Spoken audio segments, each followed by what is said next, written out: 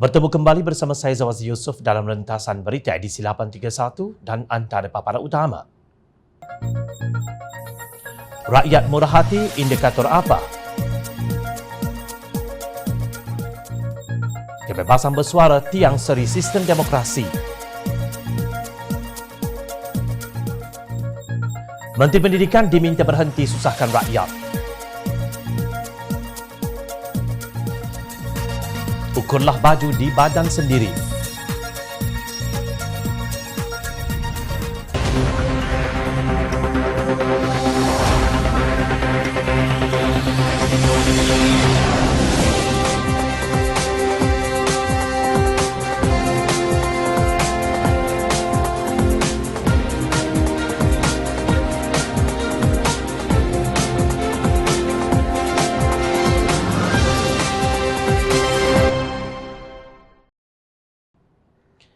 Assalamualaikum dan salam sejahtera. Berita paling panas hujung minggu yang baru berlalu sehingga merentasi beberapa lautan dan kontinen ialah mengenai denda RM500,000 yang dikenakan Mahkamah Persekutuan kepada Malaysia kini kerana contempt of court akibat komen pembaca dalam laporannya. Menurut Pengerusi Biro Undang-Undang Parti Amanah Negara Kanun, Dr. Zulkarnain Luqman, tindakan contempt of court atau menghina mahkamah adalah penting bagi menjamin wibawa mahkamah supaya masyarakat atau mana-mana pihak tidak melakukan perbuatan yang boleh menjatuhkan reputasi mahkamah. Namun, kata Zulkarnain, pada masa yang sama, tindakan itu sewajarnya perlu melihat kepada fakta sesuatu kes. Tindakan menghina mahkamah perlu melihat sama ada sesuatu perbuatan itu sengaja dilakukan oleh pihak yang dituduh itu dan bukan hanya semata-mata kerana tindakan itu berlaku di dalam komen sesuatu berita di bawah kawalan Malaysia kini. Pada zaman teknologi dan media sosial yang berkembang pesat ini, maka semestinya undang-undang juga turut berkembang dan tidak ditafsirkan mengikut pentafsiran undang-undang lazim atau common law yang lampau tegas kanun. Yang mengejutkan, kurang dari 5 jam Malaysia kini melancarkan pengumpulan dana untuk membantu portal berita terbabit membayar denda sebanyak RM500,000 itu. Ia mengumumkan telah mencapai lebih daripada sasaran. Dalam laporannya, Malaysia kini menyatakan pihaknya akan telus dan sumbangan akan dipertanggungjawabkan. Ketua Pegawai Eksekutif Portal Berita itu, Prem Chandran, berkata Malaysia kini akan terus melaporkan tanpa rasa takut dan pilih kasih dan akan melakukan yang terbaik supaya memastikan suara rakyat didengari. Sistem demokrasi mementingkan kebebasan bersuara rakyatnya demi menjadikannya lebih bermakna. Dalam hubungan ini, kanun menyeru semua pihak untuk mendaulatkan peruntukan mengenai kebebasan untuk bersuara dan mengeluarkan pendapat seperti yang terkandung dalam Perkara 10/1 Perlembagaan Persekutuan kerana hak untuk mengkritik juga termasuk di bawah peruntukan hak asasi manusia. Sebarang kritikan yang membina walaupun perik dan pedas harusnya diterima dengan positif kerana itulah asbab yang akan membina Malaysia untuk menjadi lebih kuat untuk berhadapan dengan dunia dan era globalisasi ini. Bagaimanapun, kelajuan pengumpulan dana itu mencapai sasaran mengundang reaksi beberapa penulis yang menggunakan premis media sosial untuk bersuara. Antaranya penulis politik Muhammad Sayuti Omar. Dalam satu hantaran di Facebook, beliau membuka persoalan apakah indikator yang dapat ditafsirkan di sebalik kemurahan orang ramai menghulurkan derma membantu portal berkenaan. Menurut beliau, kemungkinan penderma simpati merasakan denda sebanyak itu tidak patut dan melampau kalaupun untuk dijadikan pengajaran dan juga indikator lain. Ia menunjukkan kebencian kepada kerajaan hari ini semakin membusuk. Walaupun keputusan itu hak hakim Mahkamah Rayuan, tetapi ia tidak dikaitkan dengan kerajaan hari ini, ujarnya. Tegas Muhammad Sayuti, petanda ini menggambarkan kerajaan curitokrasi pimpinan Tan Sri Muhyiddin Yassin akan hanyut dalam pilihan raya nanti. Sementara itu, Peguam Nasar Khan melihatnya dari sudut ketelusan portal tersebut dan berkata Malaysia kini membuat kutipan derma untuk membayar denda. Amount yang dikutip diumumkan secara terbuka. Ada ketulusan, ada accountability. Beliau membandingkannya dengan kutipan yang sering dilakukan oleh agamawan yang tidak disebut namanya. Ramai pendakwah dan dermawan Islam menepek nombor akaun di media sosial. Tak pernah umum amount yang dikutip. Walaupun tindakan mahkamah itu bersifat kehakiman, malangnya rakyat tetap mengaitkannya dengan politik Perikatan Nasional yang didukung oleh kerajaan Malaysia sekarang. Ini dapat dilihat daripada kenyataan Zulkarnain yang berkata, kanun berpandangan bahawa hukuman yang berat terhadap Malaysia kini itu hanya akan memberikan pandangan negatif masyarakat antarabangsa terhadap Malaysia, sekaligus akan mewujudkan perasaan was-was pelabur terhadap institusi penting negara, khasnya institusi pentadbiran keadilan seperti Peguam Negara dan mahkamah itu sendiri. Nampaknya, apa yang dijangka oleh kanun itu benar-benar menjadi kenyataan. Dalam zaman COVID-19 yang menyukarkan, rakyat Malaysia sanggup menderma kepada Malaysia kini demi mempertahankan kebebasan bersuara. Bukan itu sahaja, tindakan tersebut sudah mendapat liputan akhbar antarabangsa dan komen dari Kedutaan Amerika Syarikat, Kanada dan United Kingdom. Ini bukanlah indikator yang baik untuk Malaysia yang sudah pun kehilangan banyak pelaburan langsung asing.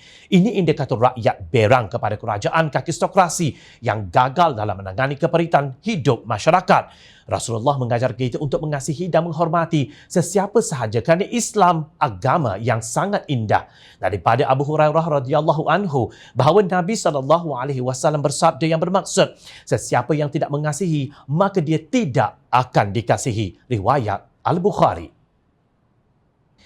Keputusan Mahkamah Persekutuan terhadap Malaysia kini atas kesalahan menghina mahkamah membuka semula isu kebebasan bersuara di negara ini. Malaysia kini dihukum bukan kerana melaporkan berita palsu tetapi kerana komen-komen pengguna internet yang tidak dikenali di laman berita mereka. Ketua Pembangkang yang juga pengerusi Pakatan Harapan, Datuk Seri Anwar Ibrahim berkata, kebebasan bersuara adalah tiang suri dan elemen terpenting dalam mana-mana sistem masyarakat yang demokratik. Kesemua cabang pemerintah adalah bertanggungjawab dalam memelihara dan melindungi kebebasan bersuara seperti mana yang diperteguh di dalam perkara 10 Perlembagaan Persekutuan. Tegasnya dalam satu kenyataan. Beliau turut merujuk kepada pandangan Majlis Peguam mengenai perkara yang kini mengundang pelbagai komen sama ada dalam dan juga luar negara.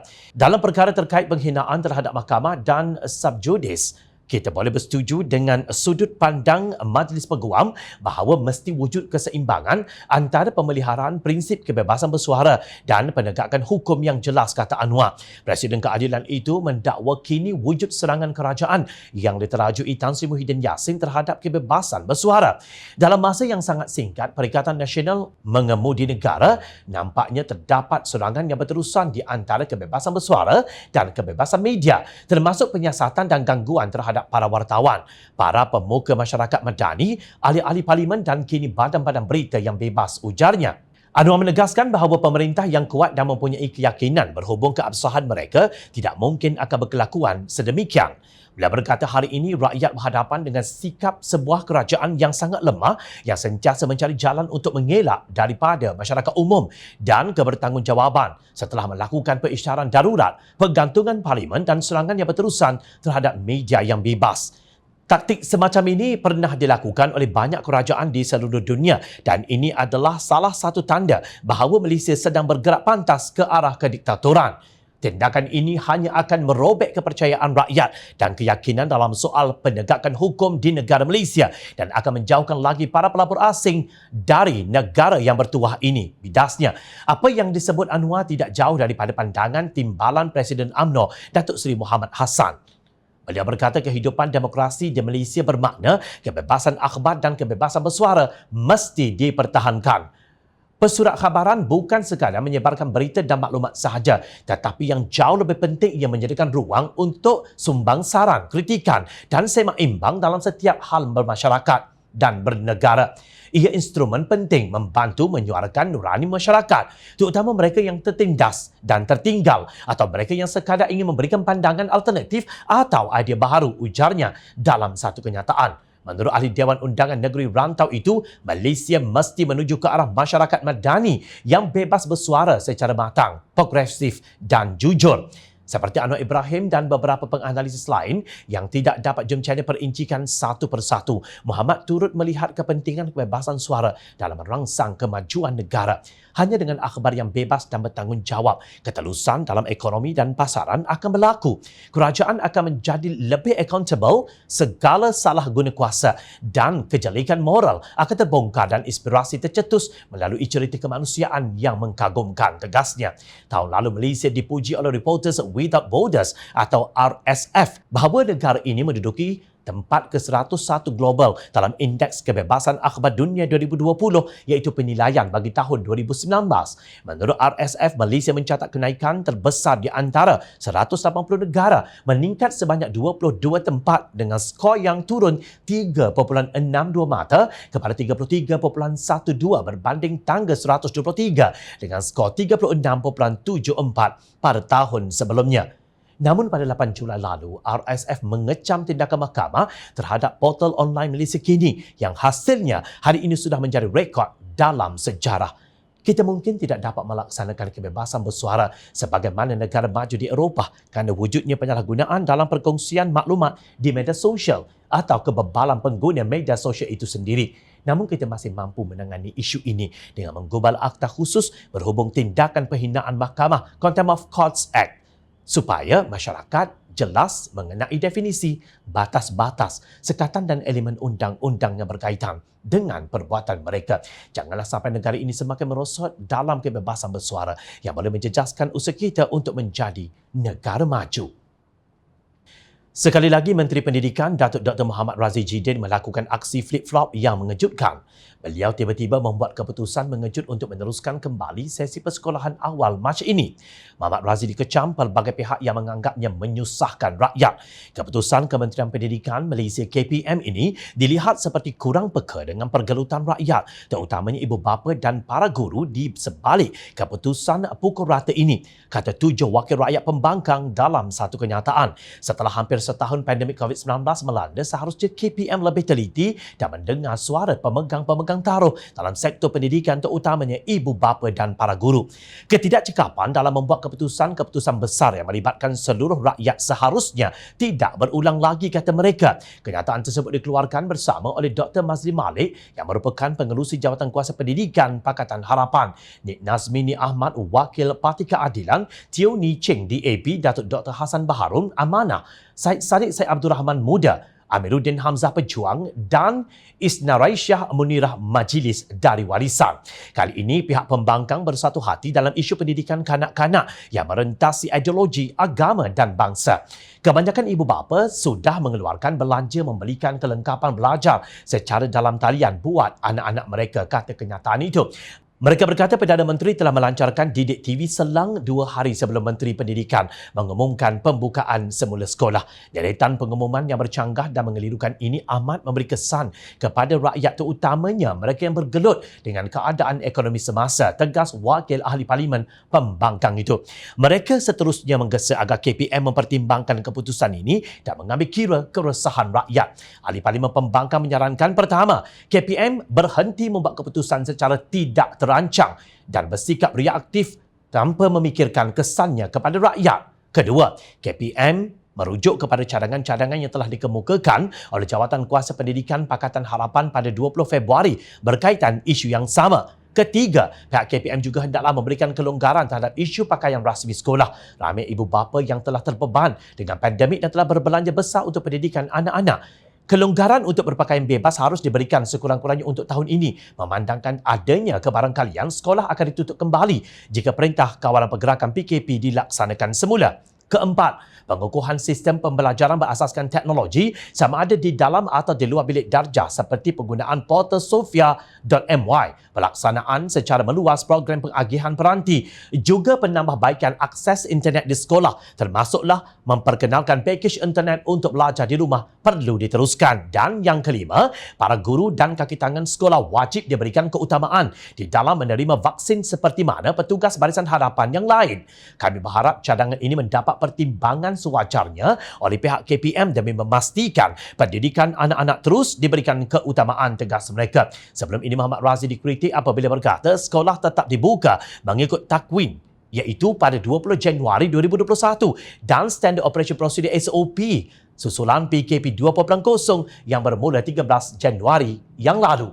Akibatnya berduyun-duyun ibu bapa membeli peralatan dan kelengkapan sekolah walaupun ramai di antara mereka sebenarnya serba kekurangan. Dan tiba-tiba Kementerian Pendidikan mengumumkan sesi persekolahan secara bersemuka itu ditangguhkan dengan alasan keadaan semasa COVID-19. Ketika itu diumumkan, sesi persekolahan bersemuka hanya melibatkan murid yang menduduki peperiksaan Sijil Pelajaran Malaysia, Sijil Vocational Malaysia, Sijil Kemahiran Malaysia, Sijil Tinggi Persekolahan Malaysia, Sijil Tinggi Agama Malaysia dan Diploma Vocational Malaysia 2020 serta peperiksaan antarabangsa yang setara.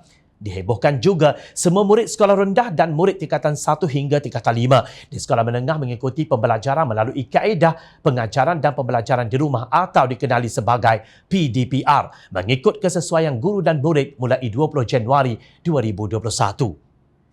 Maka kelam kabut ibu bapa mencari tablet dan alat peranti untuk kegunaan anak-anak mereka. Ada yang merayu kepada NGO untuk mendapat bantuan. Difahamkan pula ada yang berhutang kepada Along. Kerajaan tebuk atap ini seperti sudah menjadi mandul dalam menangani masalah ini. Begini sajalah. Senang cerita dan senang kira. Letak jawatan jika tak tahu buat kerja daripada terus-menerus menyusahkan rakyat yang sedang bergelut untuk mencari sesuap nasi. Kononnya Islam dan Melayu terancam di zaman Pakatan Harapan memegang tampuk kerajaan. Perikatan Nasional mahu menyelamatkan agama, bangsa dan negara kononnya. Tapi inikah caranya? Kebebalan apakah ini?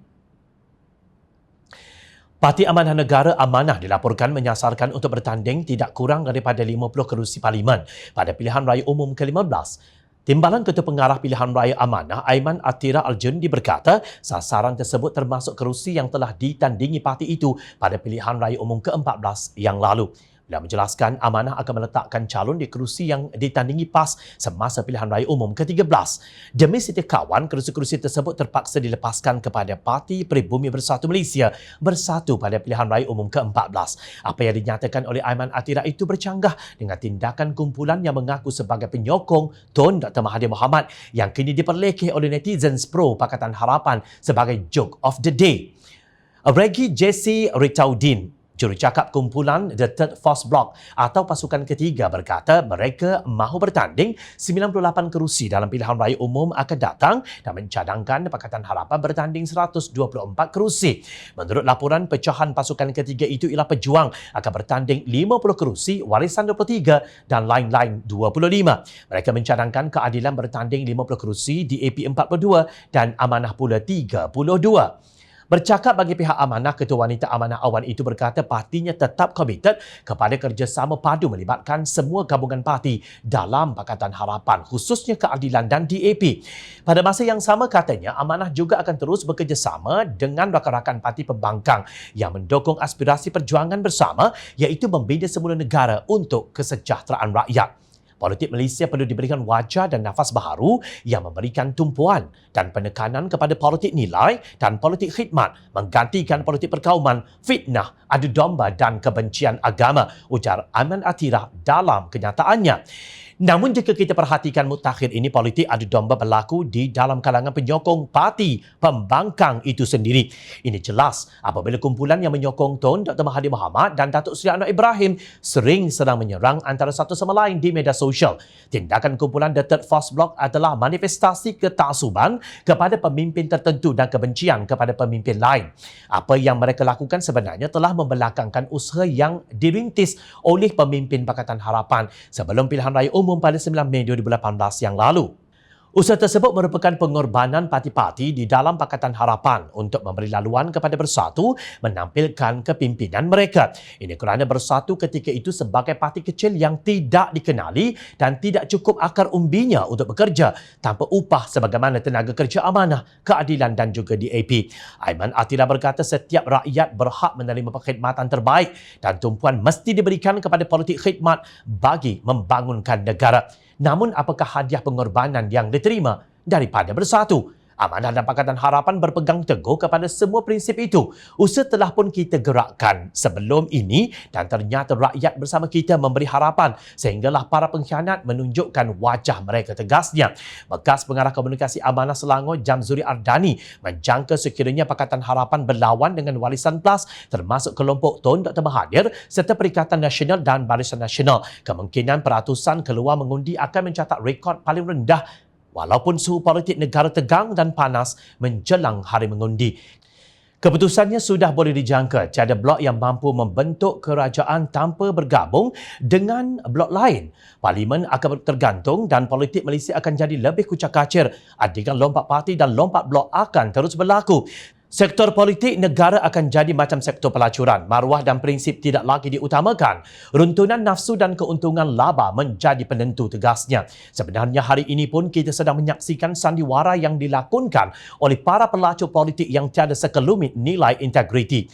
Tiada hairan jika sejarah yang dicipta oleh Bersatu akan berulang seandainya pemimpin Pakatan Harapan terus mengalah kepada tekanan pihak yang kita tidak nampak di mana letaknya islah dalam perjuangannya. Perikatan Nasional menang bukan kerana ia kuat, tetapi kerana pihak yang berhasrat menjatuhkannya perasan mereka kuat. Ukurlah baju di badan sendiri. Rakyat sentiasa memerhati. Teruskan bersama kami di Jom Channel dan layar reporter jomchannel.net untuk mendapatkan berita politik tanah air. Saya Zawaz Yusof. Terima kasih untuk perhatian dan penilaian anda. Assalamualaikum. Salam sejahtera.